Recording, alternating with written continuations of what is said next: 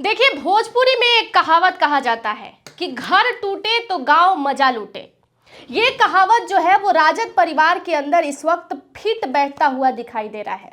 सभी बिहार के लोग और नेताओं के जबान पर एक ही चर्चा चल रही है कि आखिर राजद परिवार के अंदर क्या चल रहा है। देखिए, कल रोहिणी आचार्य ने पोस्ट करके बताया कि वो राजनीति और परिवार दोनों से अपना रिश्ता तोड़ चुकी और वो सिंगापुर वापस चली गई। उनसे जब एयरपोर्ट पर मीडिया ने सवाल किया कि आपने ऐसा क्यों किया, तो उन्होंने साफ शब्दों में कहा कि मेरा अब कोई परिवार नहीं है, मैं अनाथ हूं। और ये सवाल आप जाकर तेजस्वी यादव, संजय यादव और रमेश से पूछिए कि उन्होंने मेरे साथ ऐसा क्यों किया और उनके वजह से ही मैं घर और परिवार को छोड़ रही हूं। उन्होंने ये भी कहा कि जब कोई चाणक्य बन के अपना आगे फेस रखता है और घर का जिम्मेवारी उठाता है और घर के अंदर कुछ कमी होती है तो आप सवाल उनसे ही करते हैं, और सवाल पूछने के बजाय जब गाली और चप्पल से मारा जाए तो वहां रहने का कोई मतलब नहीं है। साफ तौर पर आप समझ लीजिए कि रोहिणी आचार्य ये कहना चाहती है कि जब घर के अंदर कुछ भी दिक्कत होती है तो वहां सवाल मालिक से ही किया जाता है। और राजद की स्थिति जो बिहार विधानसभा चुनाव के रिजल्ट में देखा गया, उसके बाद हो सकता है कि संजय यादव से सवाल किया गया हो और तेजस्वी यादव को ये बातें बुरी लग गई हो, तो रोहिणी आचार्य के साथ ये सब कुछ हुआ हो। रोहिणी आचार्य ये बातें कहते हुए बहुत भावुक नजर आई। आप सबसे पहले इस वीडियो को देखिए कि एयरपोर्ट पर रोहिणी आचार्य ने क्या कहा है। नहीं, मेरा कोई परिवार नहीं है। अब ये जाकर के आप संजय, रमेश, तेजस्वी यादव से पूछिए, मेरा कोई परिवार नहीं है। वही लोग निकाला है हमको परिवार से, क्योंकि रिस्पॉन्सिबिलिटी लेना नहीं है उनको।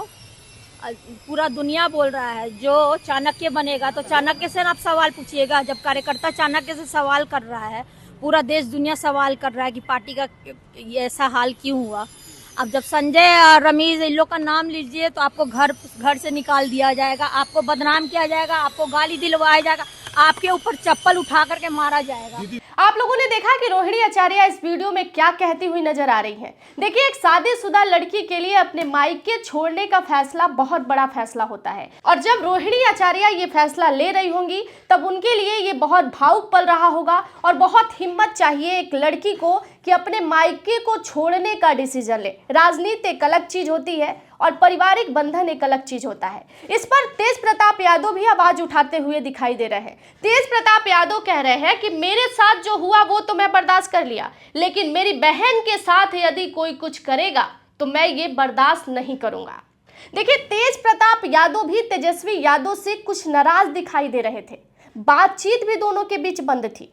अगर पारिवारिक मामलों की वजह से पार्टी से उन्हें निकाला गया तो परिवार में इतना दरार बढ़ते हुए नहीं दिखना चाहिए था जितना दरार तेज प्रताप यादव और उनके बाकी परिवार के मेंबर के तरफ से दिखाई दिया। तेज प्रताप यादव और तेजस्वी यादव के बीच बातचीत भी बंद थी। जब भी आमना सामना होता था, हाई हेलो भी नहीं देखा गया। तो कहीं ना कहीं ये दर्शाता है कि तेज प्रताप यादव भी तेजस्वी यादव से नाराज है। क्या जिस तरीके से रोहिणी आचार्य घर को छोड़ने के दौरान तेजस्वी यादव का नाम ले रही हैं कि तेजस्वी यादव की वजह से मुझे घर छोड़ना पड़ा, क्या तेज प्रताप यादव को भी घर और पार्टी से अलग करने में तेजस्वी यादव की भूमिका है?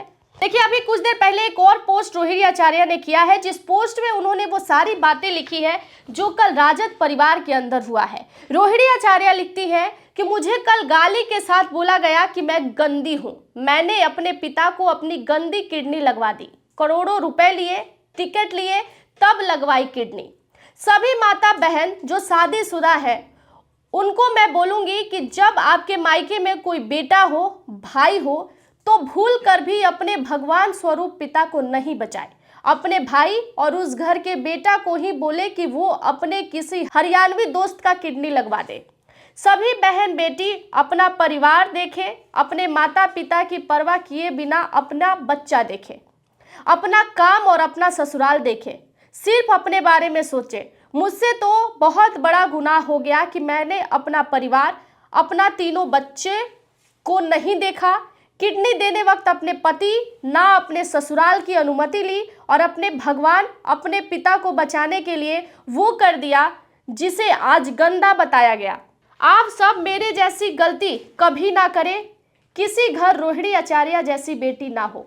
देखिए, ये शब्द बहुत बड़ा है। जब रोहिणी आचार्य ने अपने पिता को किडनी डोनेट किया था तब यही बिहार और बिहार के सभी लोग रोहिणी आचार्य जैसी बेटी की दुहाई दे रहे थे। कि बेटी हो तो रोहिणी आचार्य जैसी।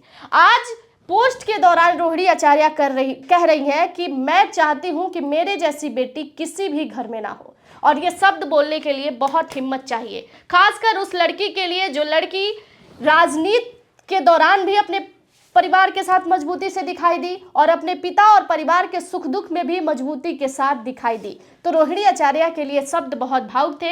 ये पल जब वो लिख रही होंगी तब शायद ये सोच रही होंगी कि मैंने जो अपने परिवार के लिए किया शायद वो मेरी गलती है, जो कि इन्होंने इस पोस्ट में लिखा है। तो रोहिणी आचार्य के साथ कल जो तेजस्वी यादव, संजय यादव और रमीज का नाम वो ले रही हैं और वो ये बता रही है कि हमारी परिवार अब टूटती हुई नजर आ रही है। और जो कि बिहार के सारे लोग ये देख रहे हैं कि राजद परिवार के अंदर सिर्फ बिहार विधानसभा चुनाव के रिजल्ट का ही दुख नहीं है, बल्कि इस बात का भी दुख है कि उनका परिवार टूटता और बिखरता हुआ नजर आ रहा है।